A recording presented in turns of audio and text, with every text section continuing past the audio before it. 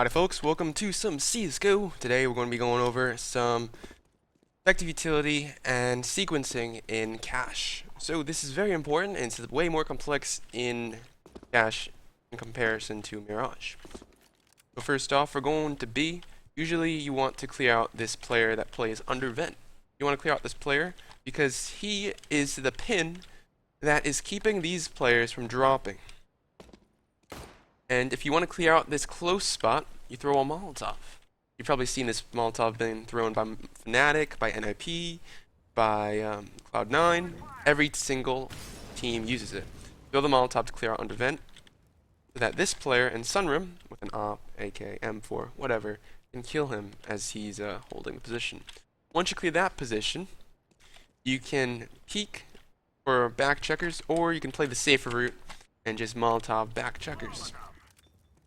Note, running is not the only option for CT players. They can also throw a smoke down. If they throw a smoke down, that's still good, because they're wasting a smoke for an escape. They're not wasting a smoke to smoke you off.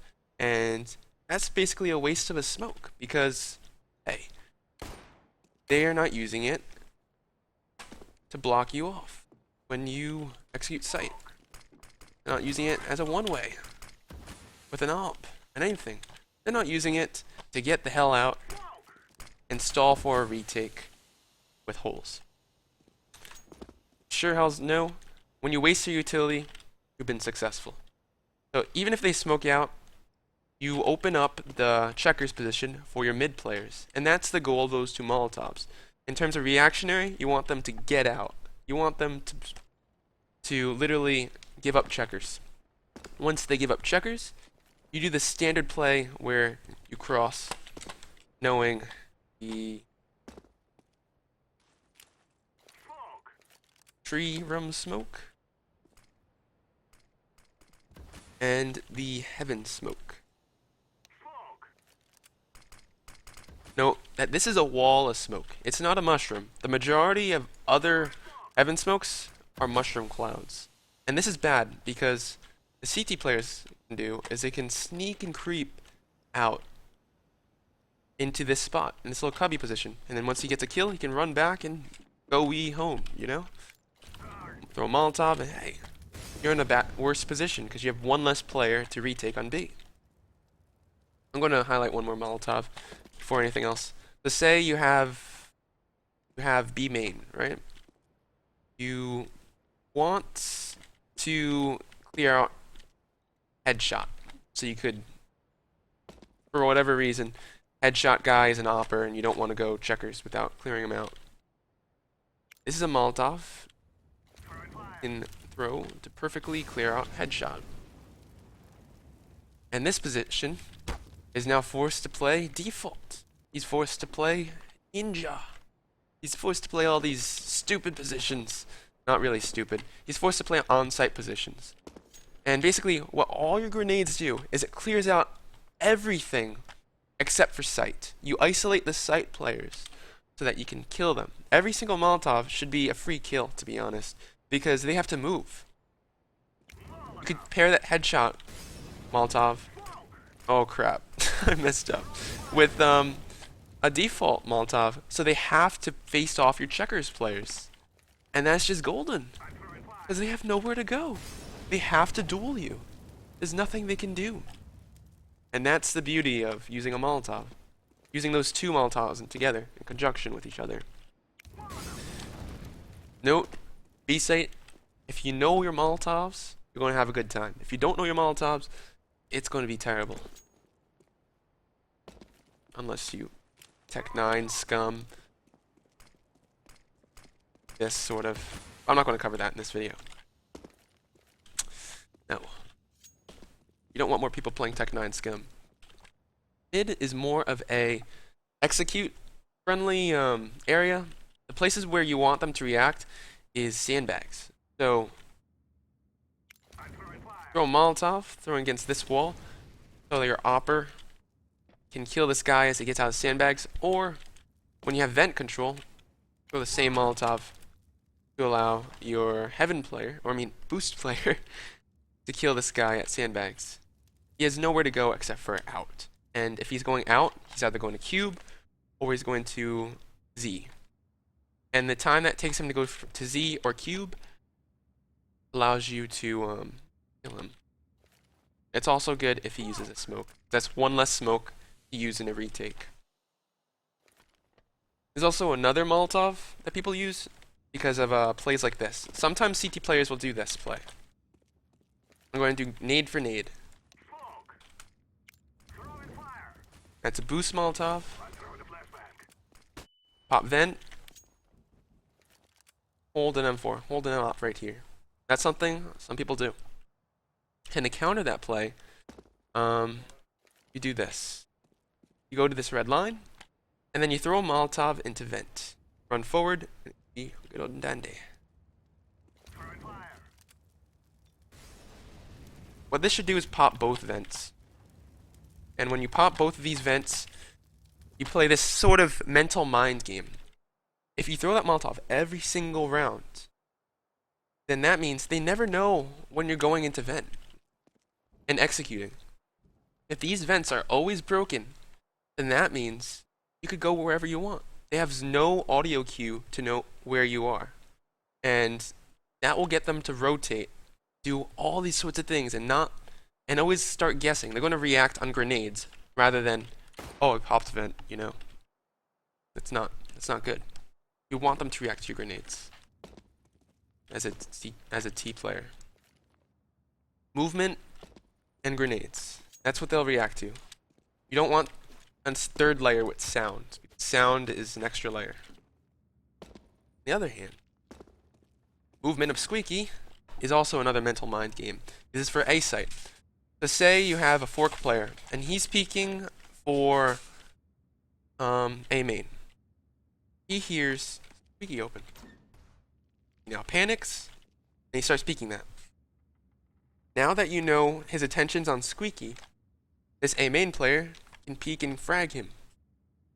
So notice the sequencing. This has nothing to do with grenades. Squeaky player opens a door, he sees him, he hides. This guy now holds his position to make sure he stays there or throws a Molotov. Now, your A main player should be coming to the rescue and just murdering this guy, bullying your Squeaky player. No, you could also do something like this. Smoke off truck, and the Squeaky player throws a Molotov. This Squeaky player, I think there's a way to do this. I'm not so sure. No, there isn't. I was trying to throw a Molotov without getting exposed to Squeak. You could throw a Molotov into fork like this. But that's only if he's not peeking you with an op, M4, etc. And if he's not peeking at fork, and he's playing very passive, just to play against the A main player, throw that Molotov, and then you peek right side, because he has to escape somehow. This is a 100 damage Molotov. Where can he go? He can go right, or he can go left. And if he goes left and he stays left, you can re-peek or you can flash him. This is a double layer. This is 2 layers to the cake. 2 mouse buttons down, throw at the corner of this vent, and it's a perfect flashbang that flashes these corners. Note, if these smokes are up, players that play this position, this position, this position, and this position, basically all the tight angles, will not move. If you open Squeak, they might run. They might be scared. So, when you throw that flashbang, you clear out all the positions where they would usually not move. Because they're going to be blind. Where are they going to go? This boost guy is going to drop down? I don't think so. This boost guy is going to go right here. Crap. This boost guy is going to go right here. So you could peek A main like this. If you have a smart team, you're going to be able to duel this guy. And that's very reactionary. And that's just the tight corners and fork. What you can do, Molotov out fence. To make sure this guy playing NBK can't play this position, and you can Molotov back quad. Make sure this guy can't play the awesome Mag 7 position that I love, or the op position to peek your main players. You force these two players to play on site, not either default, or play behind this box, or run away. Basically, if they run away, they give up sight, and it should be a victory for you because you got a plant. Moral victory. And say they're right here. They have to react to you in a horizontal fashion. Or they can expose themselves to the horizontal position and just gamble for above. The way you exploit the weakness of them staying on site because of your Molotovs is to jump on top of top red and fragging them. These should be free kills after these Molotovs. If you ever throw these Molotovs in game, you should jump on red. If you're scared of highway and truck, throw an underhand smoke on top of red. There's something I'd like to see more in play is the jump onto top quad, but I'm not going to cover that here. Just note, this guy at quad is going to have tunnel vision with an op or an M4. He's not going to really check it like this unless they're boosting or unless they are looking for some reason at a CT controlled cat. That's something I could see people exploiting. Also note that when you put smokes in peculiar places, they're going to spam this. If there's a guy highway, they're going to spam that. There's no way they're not going to spam that. So be wary of that. You can use your odd smokes as a sort of distraction. So I don't see this used in high level play, but it's a mind game. I throw a smoke like that. I wait for him to spam on highway. I peek him. He's dead because he's an idiot. He's spamming a smoke. Because it's something that they have to react to. It's like throwing a smoke up here. In higher level play, you'll see more people spamming smokes. They don't know.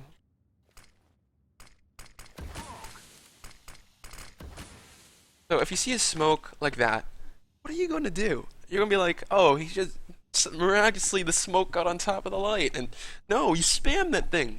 You spam it. Because he could be hiding in there, you know? It could be a one-way for this guy quad. It's not a one-way, really. Your legs are exposed, but not the point. You could use smokes to make the enemy spam them. And what you can do is once they're spamming, you peek them from a different angle and catch them off guard. That's less used, and you can just use that anywhere. I'm just noting the existence of those types of smokes. So for A, they're more reactionary to your smoke grenades and your flashbang. And minimally, your Molotovs, because they still stay on site most of the time. And leaving site would be a loss, a moral loss for them. For mid, this is more of a reactionary execute type area. And players that play like this are not going to really react to your wall of smokes. So what you have to do is to flash them out. I didn't cover this, but flash them. Because these guys are not going to react to your wall of smokes. If they ever play these positions, which you will see at least once when you play in comp, you've got to flash these guys. You don't really want to use a Molotov just for these positions, because you want to use those Molotovs to take a site. You want to take the site with your Molotovs. If you don't use your Molotovs on the site, you don't clear out the positions, and you'll get out-fragged from them with an opper. You can't get rid of him for some reason. That was sequencing and effective utility for cache. If you guys would like to see more of these types of videos, please like, rate, comment, or subscribe. I'm the TheRtsRanger, and peace. Thanks for watching.